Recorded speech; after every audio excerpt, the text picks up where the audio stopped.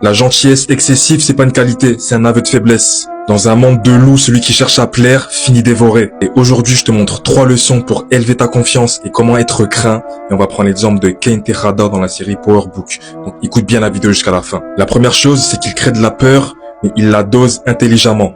Cain ne cherche pas à être aimé. Il impose le respect par l'intimidation. Il a une capacité à faire comprendre qu'il est prêt à franchir une ligne que les autres n'osent pas franchir. Tu vas faire, hein? Rien. Hé, Cain, on déconne, Drew et moi, c'est tout. Dans cette scène, il fait une intrusion violente dans la fête. Il installe sa présence et disparaît sans explication. Il démontre qu'il ne crie pas ses menaces, il les exécute. Ce que ça t'apprend, c'est que tu ne peux pas être craint ni charismatique si les gens pensent qu'ils peuvent te marcher dessus. Il incarne une énergie qui veut dire « tu ne peux pas me tester 2 fois ». Si tu veux le mettre en place, ne répète jamais 2 fois une menace. Si tu le dis, tu le fais. Sinon, tu te décrédibilises d'office. Sois imprévisible dans tes réactions et crée une tension contrôlée autour de toi. Tu vas dégager une autorité naturelle et les gens vont éviter de te tester ou même de t'humilier. Deuxième chose qui fait qu'on peut te craindre, c'est le fait que tu sois indispensable même lorsqu'on ne t'aime pas. En ce qui concerne Cain, sa propre famille souhaite l'écarter parce qu'on le considère instable. Et malheureusement, ce n'est pas possible pour eux parce qu'il est indispensable. C'est lui qui connaît les codes de la rue, les troupes et les risques. Papa dit quoi? Drew va aller gérer ça. Drew?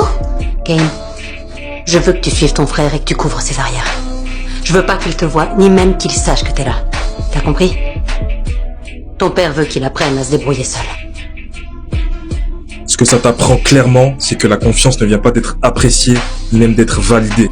Elle vient de savoir que tu as une valeur que personne d'autre ne peut offrir.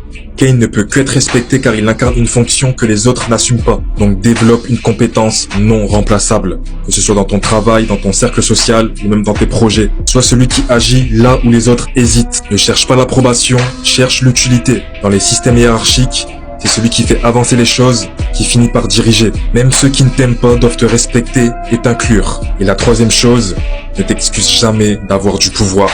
Cain ne s'excuse jamais de sa brutalité, de son ambition ou même de sa place. Il sait qu'il est dangereux et il en joue. Il assume clairement son rôle de bad guy utile. Comment l'insigne de Ramirez a fini dans la chambre de Tariq, Cain?